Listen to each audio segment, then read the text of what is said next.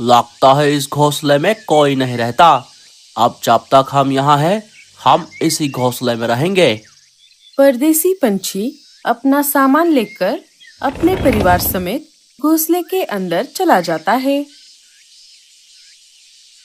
कुछ देर बाद कालू कौवा वहां से गुजर रहा था।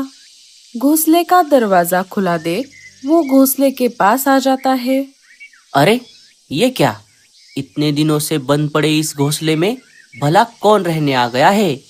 जरा देखूं तो अंदर कौन है। कालू घोंसले के दरवाजे के बाहर आ जाता है और आवाज लगाता है। अरे कौन है अंदर? जरा बाहर आ जाओ। कालू की आवाज सुनते ही परदेसी पंछी बाहर आ जाता है। जी कहिए, मैं आपकी क्या मदद कर सकता हूँ? अरे नहीं नहीं, मुझे कोई मदद नहीं चाहिए। मैं तो बस यहाँ से गुजर रहा था, तभी मेरी नज़र इस बंद पड़े घोंसले पर पड़ गई। इसका दरवाज़ा खुला देखा तो मैं देखने चला आ गया कि अंदर कौन रहने आ गया है। आप कौन हो और कहाँ से आए हो? मेरा नाम बाबू तोता है। मैं और मेरा परिवार परदेश से आए हैं। हम इस जंगल में आइसक्रीम की एक दुकान लगाने वाले हैं। हम जब यहाँ आए थे तब ये खाली घोंसला हमें नजर आ गया। हमने बहुत देर तक इंतजार किया, लेकिन यहाँ पर कोई नहीं आया। इसलिए हम इस घोंसले में रहने लगे हैं। क्या आपको पता है इस घोंसले का मालिक कौन है? अरे वाह, आप परदेश से होकर भी आपको यहाँ की भाषा कितनी अच्छे से आती है। जी हाँ, मैं भले ही परदेश से हूँ, लेकिन मैं बहुत सालों से यहाँ रह रहा हूँ। मेरी पत्नी भी यही की है, इसलिए मुझे यहाँ की भाषा बहुत अच्छे से आती है। अरे वाह, ये तो बहुत अच्छी बात है। और आप चिंता मत करो, इस घोंसले का कोई मालिक नहीं है। ये घोंसला तो बहुत महीनों से ऐसे ही पड़ा हुआ है। जो परिवार इस घोंसले में रहता था, वो बहुत महीनों पहले ये घोंसला छोड़कर दूसरे जंगल चले गए हैं। इसलिए आप यहाँ पर आराम से रह सकते हो। और मेरा नाम कालू है। मैं इस जंगल में बहुत सालों से रह रहा हूँ। ये तो बहुत अच्छा हुआ कि आप हमारे जंगल में आइसक्रीम की दुकान लगाने वाले हो। अभी तो गर्मी का मौसम भी शुरू हो गया है और जंगल में एक भी आइसक्रीम का दुकान नहीं था। आपका और आपके परिवार का हमारे सुंदरबन जंगल में स्वागत है। अगर किसी भी चीज़ की ज़रूरत हो तो मुझे ज़रूर याद करना। मेरा घर थोड़ा आगे जाते ही झरने के पास वाले पेड़ पर है। चलो, अब मैं चलता हूँ। ठीक है, आपका बहुत बहुत शुक्रिया। कालू वहां से चला जाता है। परदेसी पंछी घर का दरवाजा लगा लेता है। अरे सुनती हो, इस जंगल के पंछी तो बहुत चिपकू है। हमें जरा सावधान रहना होगा। कालू अपने जंगल के सारे पंछियों को ये बात बता देता है। अरे वाह, आइसक्रीम! आइसक्रीम का नाम सुनकर तो मेरे मुंह में पानी आ गया। अब बस हमें कल तक का वेट करना है। कल से हमें रोज ठंडी ठंडी आइसक्रीम खाने को मिलेगी। हाँ हाँ टुनी, अब इस पूरे गर्मी के मौसम में हम रोज आइसक्रीम खाएंगे। रात हो जाती है। सारे पंछी सो जाते हैं। सुबह हो जाती है। परदेसी पंछी और उसका परिवार सारे पंछी जहाँ से आते जाते रहते हैं वहाँ पर अपना आइसक्रीम का दुकान लगा देता है। आइसक्रीम ले लो, आइसक्रीम मीठा मीठा ताजा ताजा आइसक्रीम ले लो। थोड़ी ही देर में वहाँ से आने जाने वाले एक एक पंछी आइसक्रीम की दुकान पर रुकने लगे और अपने पसंदीदा फ्लेवर का आइसक्रीम खाने लगे। 2-4 दिनों तक ऐसा ही चलता रहा। फिर एक दिन रात के समय, अरे सुनती हो, हमें यहाँ आकर 2-4 दिन हो गए हैं। मैंने पूरे जंगल को देख लिया है। अब हम यहाँ पर जिस काम के लिए आए थे, हमें उस काम में लग जाना चाहिए। सुनिए जी, मैं क्या कह रही थी कि हमें यहाँ पर आकर 2-4 दिन भी नहीं हुए फिर भी हमें कितना मुनाफा हो रहा है। इस जंगल के पंछी तो बहुत अच्छे हैं। सारे एक दूसरे के साथ घुल मिल कर रहते हैं। क्यों ना हम हमारा गलत काम छोड़कर हमेशा के लिए यहाँ पर रहे। हम कब तक यहाँ वहाँ भटकते रहेंगे। क्या तुम्हारी इतनी हिम्मत? अब तुम मुझे सिखाओगी कि क्या गलत है और क्या सही? चुपचाप अपना काम करो, नहीं तो घर से बाहर निकाल दूंगा। बड़ी आई मुझे बताने वाली। अपने पति के आगे उसकी एक भी नहीं चली। रात हो जाती है। मम्मी, हम आइसक्रीम खाने कब चलेंगे? हाँ मम्मी, जब से आइसक्रीम की दुकान हमारे जंगल में आई है तब से हम एक बार भी नहीं गए। बताओ ना, हम कब जाएंगे? बच्चों, कल दोपहर को हम पक्का जाएंगे। चलो चलो, अब रात बहुत हो गई है, हमें अब सो जाना चाहिए। सुबह हो जाती है। लाडो अनाज लाने के लिए घर से निकल पड़ती है। दोपहर होते होते वो अनाज लेकर घर वापस आ जाती है। बच्चे भी स्कूल से घर आ गए थे। चलो बच्चों, हम आइसक्रीम खाने चलते हैं।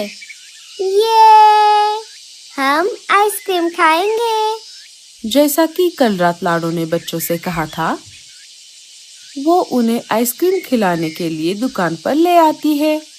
आओ बच्चों, बताओ तुम्हें कौन सा आइसक्रीम चाहिए?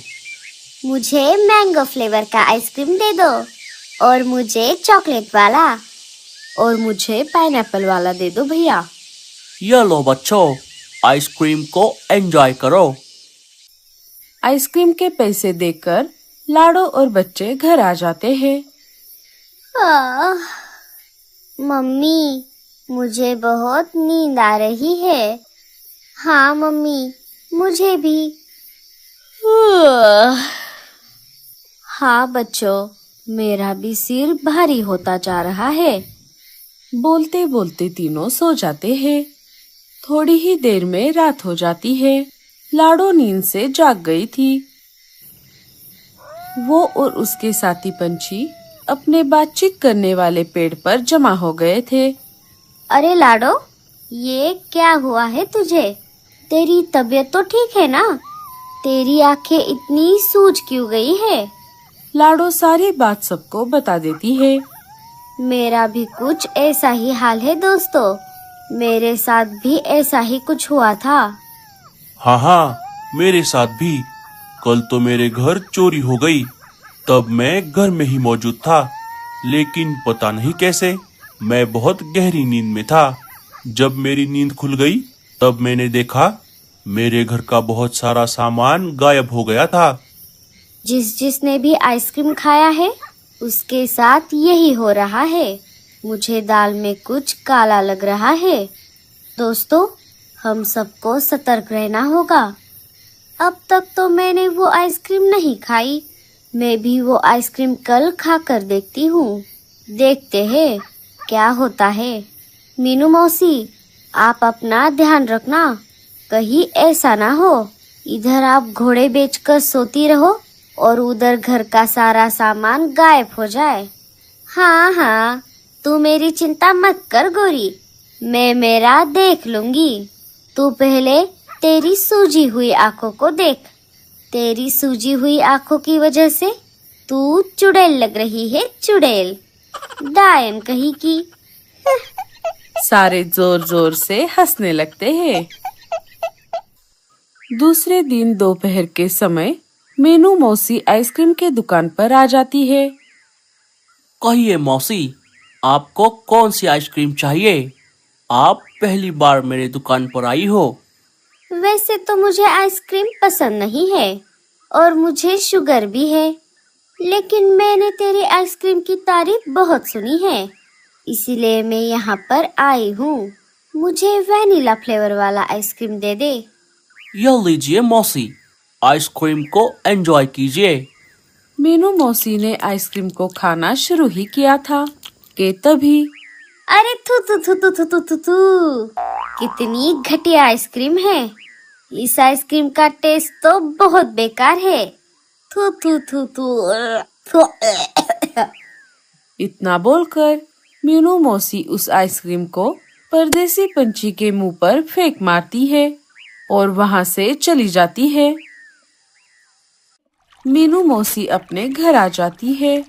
टूनी रानो से मिलने उसके घर गई थी। मीनू मौसी को थोड़ी थोड़ी नींद आ रही थी।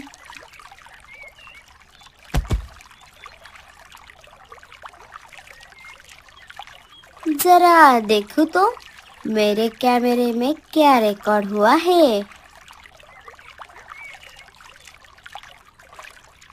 अरे वाह वाह वाह वाह, बाबू तोते, अब तो तेरी खैर नहीं। मीनू मौसी सीधा वहां से निकलकर राजा जी के पास आ जाती है और राजा जी को सारी बात बता देती है। अरे बाप रे, मीनू मौसी, ये तो बहुत खतरनाक है। सिपाहियों, जाओ, परदेसी पंछी और उसके परिवार को पकड़कर यहाँ लेकर आओ। रुकिए राजा जी, मेरे पास उसे पकड़ने का एक अलग ही प्लान है। मीनू मौसी राजा जी को अपना प्लान बता देती है। वो आइसक्रीम लेकर सिपाहियों के साथ महल में आ गया। अरे बाबू तोते, आओ आओ, तुम्हारा महल में स्वागत है। सुना है तुम बहुत बढ़िया आइसक्रीम बनाते हो, जरा हमें भी खिलाओ आइसक्रीम। हाँ हाँ राजा जी, क्यों नहीं, अभी बनाता हूँ। यह लीजिए राजा जी। बाबू तोते, क्यों ना तुम भी हमारे साथ थोड़ा आइसक्रीम खाओ, हमें बहुत अच्छा लगेगा। अरे नहीं नहीं राजा जी, मैं आपके साथ कैसे आइसक्रीम खा सकता हूँ, आप तो राजा जी हो। अरे क्यों नहीं, ऐसी कोई बात नहीं है, तुम हमारे मेहमान हो। आओ, तुम भी हमारे साथ आइसक्रीम खाओ। मैंने कहा ना, मैं नहीं खा सकता। अरे लेकिन क्यों नहीं खा सकते, ये हमारा आदेश है। चलो आओ, हमारे साथ आइसक्रीम खाओ। नहीं नहीं, मैं नहीं खाऊंगा। इतना बोलकर परदेसी पंछी वहां से भागने की कोशिश करने लगा। तभी मीनू मौसी ने उसका रास्ता रोक लिया। तब तक सारे पंछी भी वहां पर आ गए थे। भागकर कहाँ जाएगा बाबू, तेरा भांडा तो कब का फूट गया था। वो तो मुझे सबके सामने तुझे रंगे हाथ पकड़ना था। सिपाहियों, परदेसी पंछी को बंदी बना लो। आखिरकार परदेसी पंछी की सच्चाई सबके सामने आ ही गई।